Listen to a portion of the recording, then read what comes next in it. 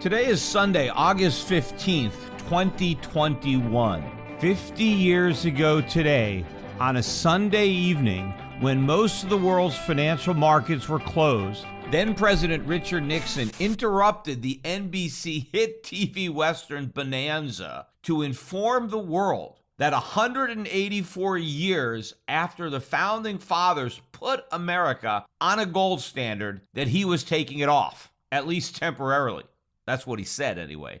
On that night, Nixon declared that foreign holders of U.S. Federal Reserve notes, popularly known as U.S. dollars, could no longer be redeemed in gold. In fact, up until 1933, the U.S. dollar was legally defined as a specific weight of gold. So Federal Reserve notes were not technically dollars themselves.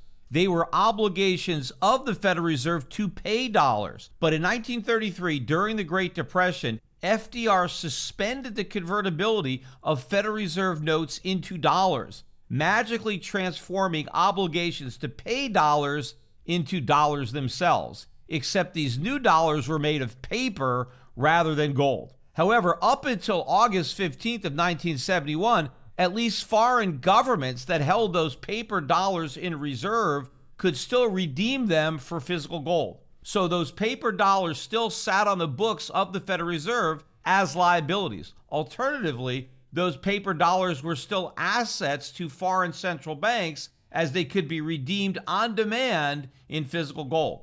Foreign central banks held dollars instead of gold based solely on the Federal Reserve's promise to redeem them in gold. In other words, the dollar was no longer made of gold, but it was as good as gold. But when Nixon broke the promise to pay gold, the U.S. effectively defaulted on Federal Reserve notes. And foreign governments that held those notes, expecting to be paid gold, were told they would be paid nothing.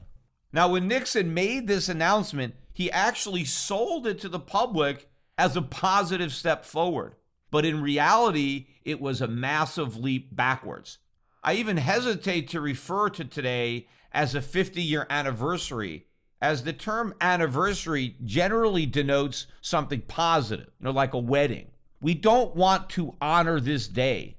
We want to remember it the way we remember Pearl Harbor, except it was the U.S. government that bombed its own people with fiat money. It was honest money that kept Americans free by placing fiscal restraints on the federal government. The inability to create dollars without gold backing them up was a powerful check on the growth of government. It limited government's ability to spend, and more importantly, its ability to go into debt.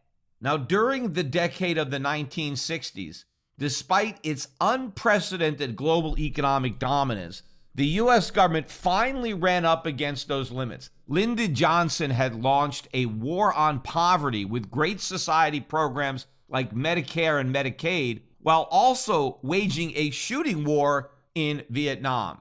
And we funded the Apollo space program, ultimately landing men on the moon in 1969. But back on Earth, the U.S. government lacked the money to pay for both guns and butter, so it began running large deficits to cover the shortfall, which the Federal Reserve promptly monetized. In other words, the Federal Reserve was actually doing quantitative easing decades before the term would actually be coined.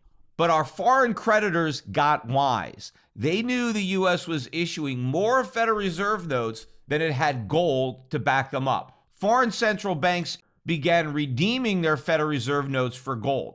The biggest drain coming from France. If the U.S. kept spending and the Fed kept printing, the United States would have lost all of its gold reserves. So Nixon faced a difficult political choice to prevent that from happening.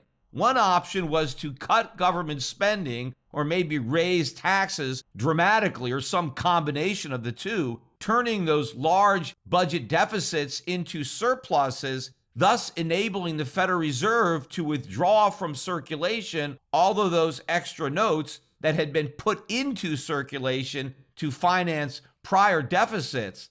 This would have forced the U.S. into a severe recession, and it would have allowed consumer prices to fall back down to levels that would have been consistent with a $35 gold price.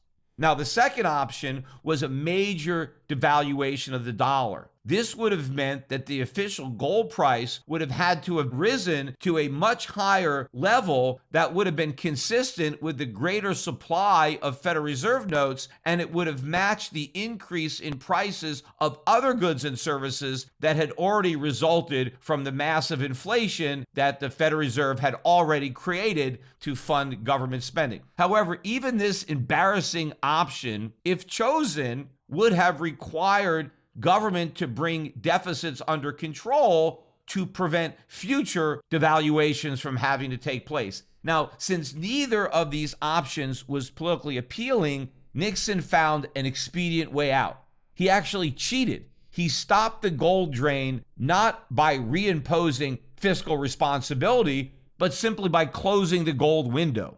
And despite his initial claim that this move was just temporary, the window has remained shut ever since.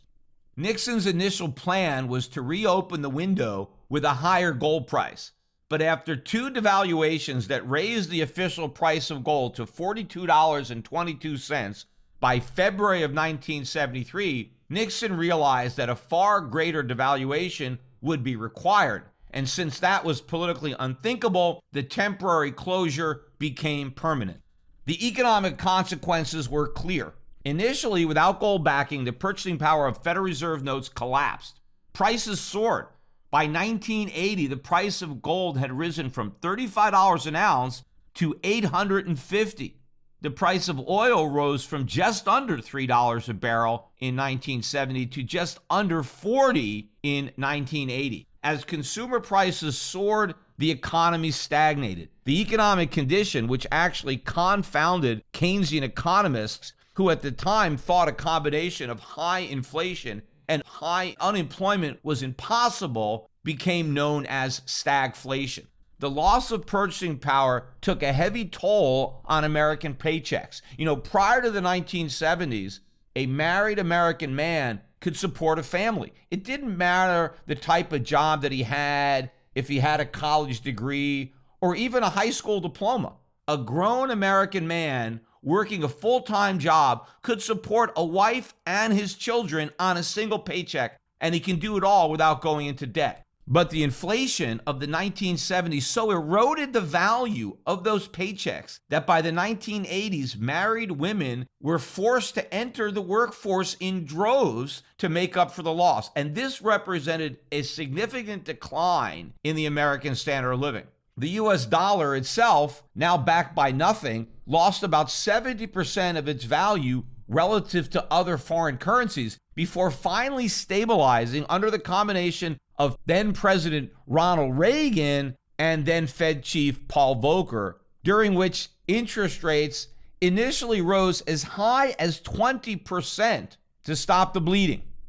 Once confidence in a dollar without gold backing was restored, the stagflation of the 1970s finally came to an end in the 1980s. But even though the dollar was no longer backed by gold, it remained the world's reserve currency, though at a much lower exchange rate than when it had been backed by gold. So the dollar was marked down, but it was not counted out as the world's reserve currency. But once the US government could spend and borrow without the discipline formerly imposed by gold, it abused the privilege. The US went on a borrowing and spending binge. Our large trade surpluses turned into enormous trade deficits, and the United States went from being the world's largest creditor nation to its biggest debtor. In fact, the United States owes more money than all the other debtor nations of the world combined. And the national debt soared from just under $400 billion in 1971 to over $28 trillion today. And we now stand on the precipice of an inflationary collapse that will make the stagflation of the 1970s look like the roaring 20s by comparison. It was 50 years ago today that the US went off the gold standard, but soon the world will go off the dollar standard. And for Americans, the economic and financial consequences will be even more devastating. Just like Charles de Gaulle of France could read the writing on the wall back in the 1960s, we can read that writing today. The quantitative easing that began following the 2008 financial crisis far exceeds the QE program of the 1960s. Gold is as underpriced today in 2021 as it was 50 years ago in 1971. In fact, on the same day that Nixon took us off the gold standard, he also announced a misguided effort to control inflation with the temporary imposition of wage and price controls. And the reason for such a draconian move was that the government and the entire nation had become very concerned about an annual inflation rate that for the first time exceeded 4%. Now, it's important to point out that today's official annual inflation rate already well exceeds that rate, and it would exceed it by a much larger margin if we still measured prices using the same CPI that we used to measure them back then. But this time, instead of taking aggressive action to address the problem, the government simply dismisses it as being transitory. And just like de Gaulle exchanged France's Federal Reserve notes for gold, you need to do the same thing with yours. And SchiffGold is here to help, not only by helping you to remember this fateful day in history, but by reducing the cost of protecting yourself from history repeating. SchiffGold is now offering $50 off any gold purchase of $5,000 or greater. So contact your SchiffGold representative today. Just use the promotional code Nixon to take advantage of this offer and exchange your fiat money for real money before it's too late.